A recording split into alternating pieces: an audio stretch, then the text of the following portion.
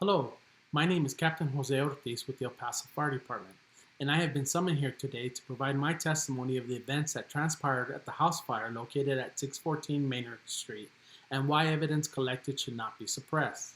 At 1:17 p.m., fire crews responded to the reports of a structure fire at the mentioned address. Upon arrival, emergency personnel made their way into the home and found the fire located in the living room near the television. Crews quickly advanced hand lines to extinguish the fire. Search and rescue operations were halted when the family arrived and all members of the household were accounted for.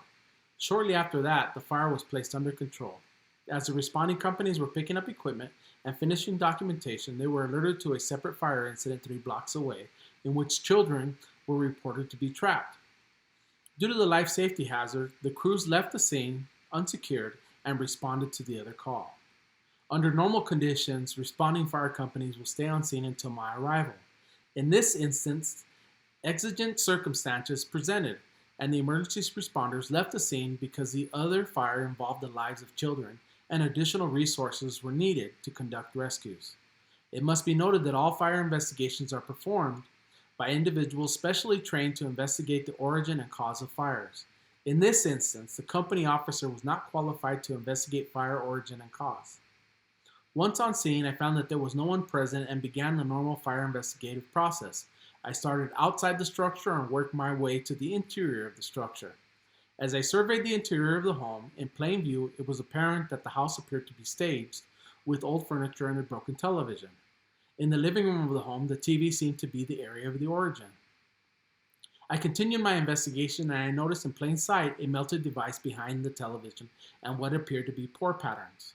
I collected samples, photographed evidence, and notified law enforcement of my intention to charge the homeowner with arson. As I was completing my paperwork, I was approached by the defendant's attorney and advised the evidence collected violated his client's Fourth Amendment rights. I do not believe I violated those rights because emergency personnel were faced with exigent circumstances and their help was needed immediately to save life and property at the other incident. The time that elapsed from their departure to my arrival was minimal. Also, the evidence that was collected was in plain sight while I surveyed the interior of the home. In Michigan versus Tyler, a fire chief responded to investigate a fire in a business. Upon his arrival, he was informed of 2 plastic containers filled with flammable liquids inside the building. He immediately notified a police department detective who responded and began his investigation. Unfortunately, smoke and steam forced the detective to postpone his examination until the morning.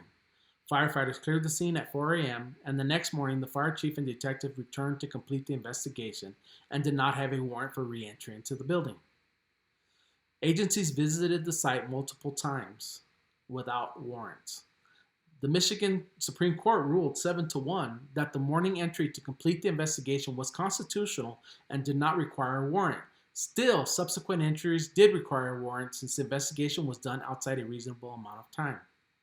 Based on the Michigan Supreme Court case ruling, the investigation started within a reasonable amount of time and the exigent circumstances caused the scene to be left unsecured.